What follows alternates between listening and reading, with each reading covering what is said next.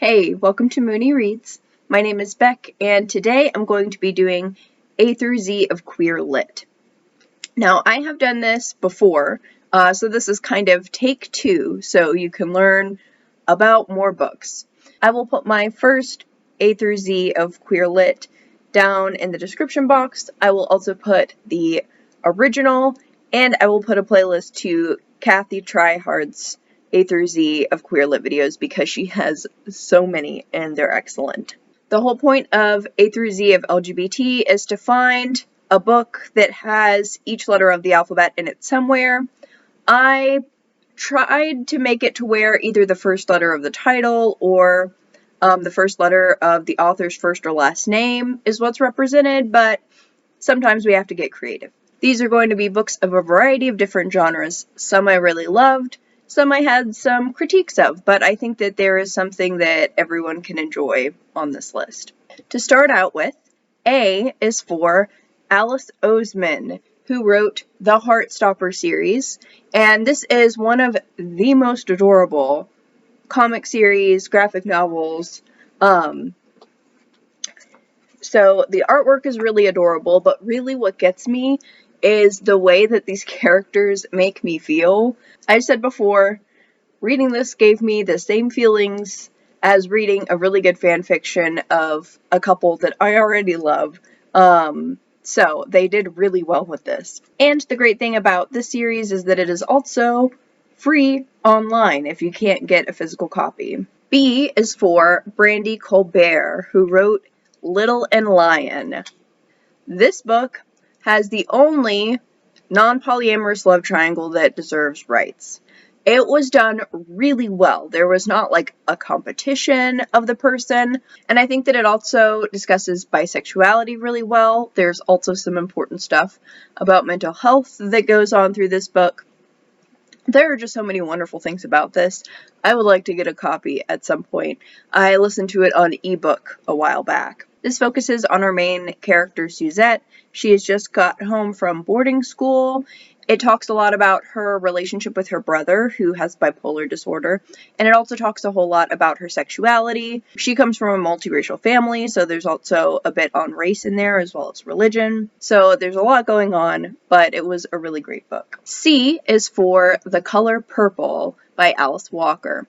This one is a classic. It focuses on our main character, Seeley, who is writing letters to God, which is how the book is sort of formatted. But it goes through her experiences going through having an abusive father and then an abusive husband, and finally meeting a woman who would help her sort of find herself. This is definitely hard to read, and I would definitely check out the trigger warnings before going into this, but it is really excellent. It's a classic for a reason. D is for Denez Smith, who is an amazing poet. Homie, I believe, is their newest one, or one of their newest ones, and it was really fantastic. I've read this one and Don't Call Us Dead, and they're both great. They talk a lot about race and sexuality. This one also focuses a lot on friendship and family. E is one that I had to get a little creative with, but E is for The Gilda Stories by Jewelle Gomez.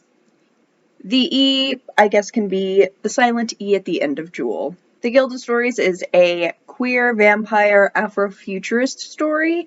It takes place over the span of 100 years. Each chapter focuses in on a certain length of time. This one is a little bit older. It was published in the 90s, but I really, really enjoyed it and would definitely recommend it, especially since it is spooky season. F is for Bingo Love by B. Franklin, Jen St. Onge, and Roisin. So the F would be for Franklin. This outlines the love story between these two women who were together as teenagers in the 50s or 60s, I believe, but they were forced to break up once they were found out, and then they later reconnect at a game of bingo. I really enjoyed this story. I thought that there was maybe something to be desired so far as character development goes, but I do know that there are other comics that are sort of connected to this, so that might sort of fill that out, but it is definitely adorable. G is for Full Disclosure by Camryn Garrett. This YA fiction novel focuses on Simone, who is HIV positive. She is trying to get through school without anyone finding out, but when someone starts to blackmail her via notes in her locker, she has a lot to deal with. Now, this book does have a main couple that is male-female, but our main character is bisexual, so that is why it's on this list.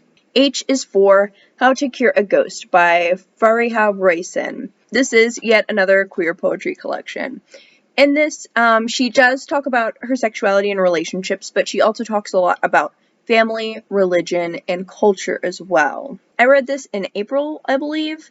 I really enjoyed it. There are a lot of really good witty one-liners, and there's also some really nice art in here as well that accompany some of the poems, so that's a plus as well. I is for The House of Impossible Beauties by Joseph Cassara. This is a historical fiction novel. Some of the characters in here were actual people, although of course this is a fictionalized retelling of their account, informing the House of Extravaganza, which is the first all Latinx drag house. So this is set within the 80s. There's just so much that I could say about this book. The atmosphere is dead on for the time period. There are also so many little details in how he writes. Definitely check out content warnings for this book, though, because it is a really tough read. And as the book goes on, it gets kind of more and more difficult. But I would absolutely recommend reading this if you can. J is for I Am Jazz. No, actually, J is for Being Jazz. I Am Jazz is also a book. It's a picture book that was written by Jennings' parents. And it's really good if you need like a little kid's book that talks about trans issues. But that is not what I was thinking. The book that I am trying to talk about is Being Jazz by Jennings, which is Jennings' memoir. Jennings also has been on reality TV. I think she has her own TV show. I don't know if it's the same as the first one that she was on when she was little. But Jazz is a trans girl who knew that she was trans from very early on and had very accommodating parents. So this memoir kind of goes through some of the difficulties that she faced growing up, particularly from the school system. I think that this kind of memoir is really important, especially since there are more kids out there like Jazz now that trans people are actually being taken seriously.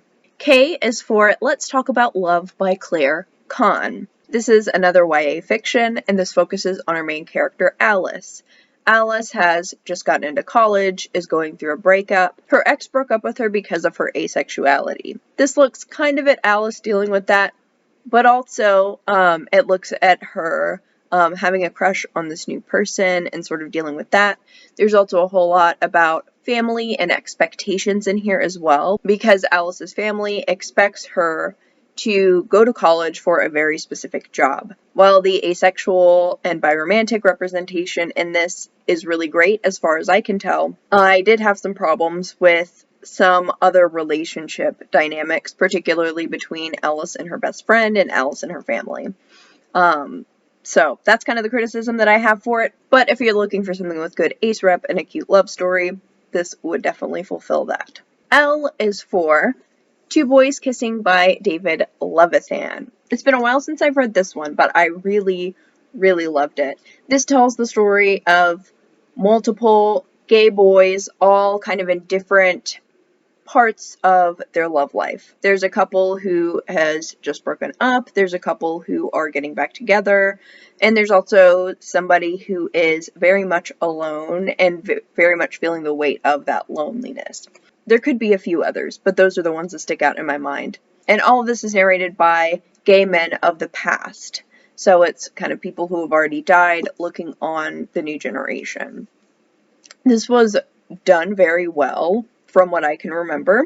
And there's also some trans representation in this book, which is pretty great. Next, we are bringing it back to some queer classics with Ruby Fruit Jungle by Rita Mae Brown. This is kind of a classic lesbian novel. It focuses on Molly, who is adopted into a family. It kind of goes through her childhood and then on through college as she falls in love with these different women and kind of finds herself.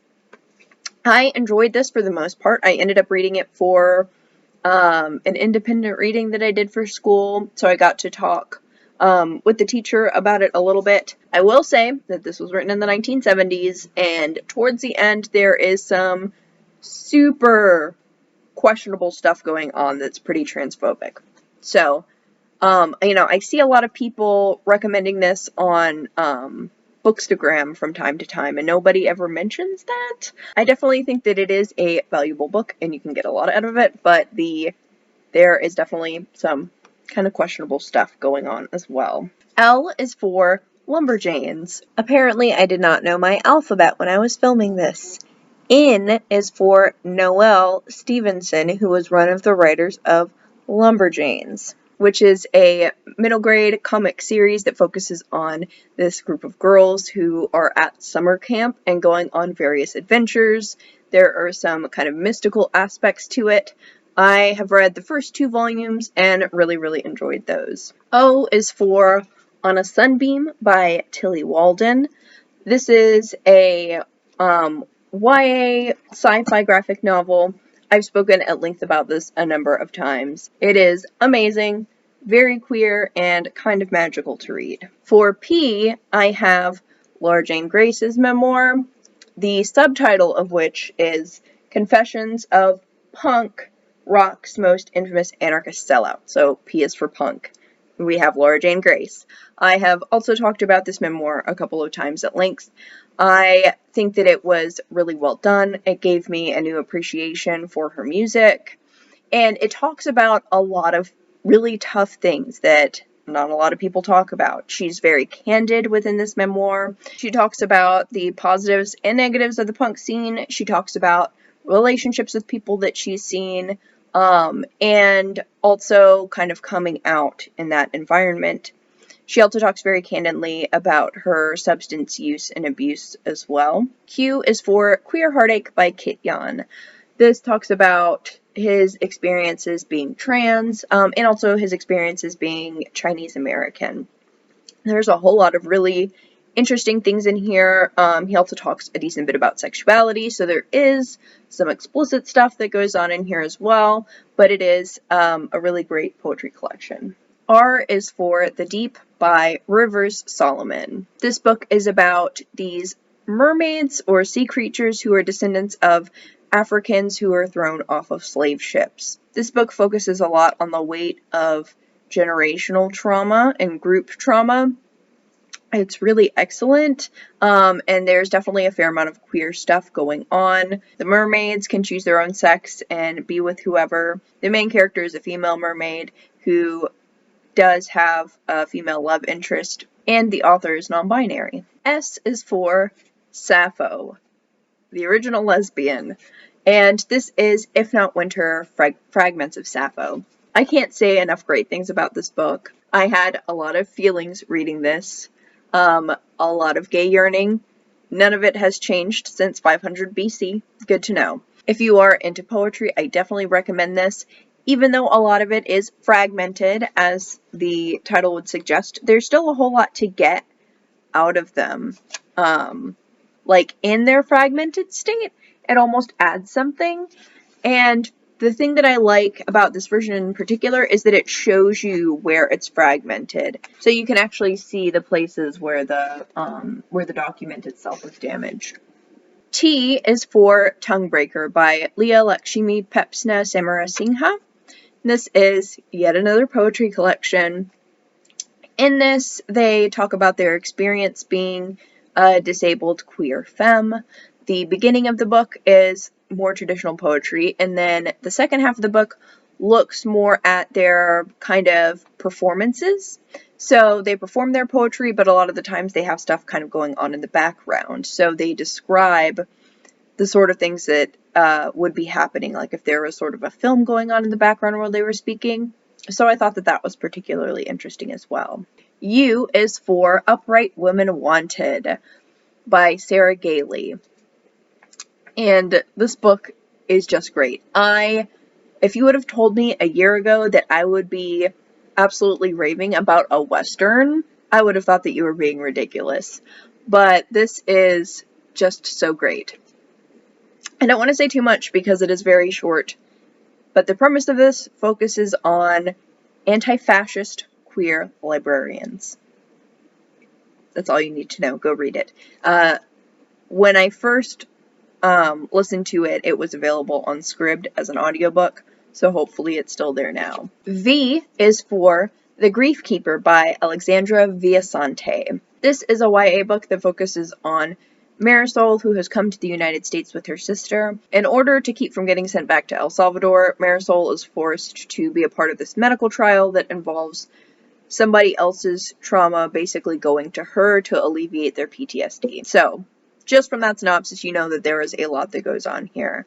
I read this about a year ago. I tried to read it again towards the end of September, and it talks too much about trauma for me to read it right now. So, but from when I read it initially, I really, really loved this book, and was really surprised going on to, the bookternet and hardly seeing anyone talking about it. W is for What If It's Us by Adam Silvera and Becky Albertalli.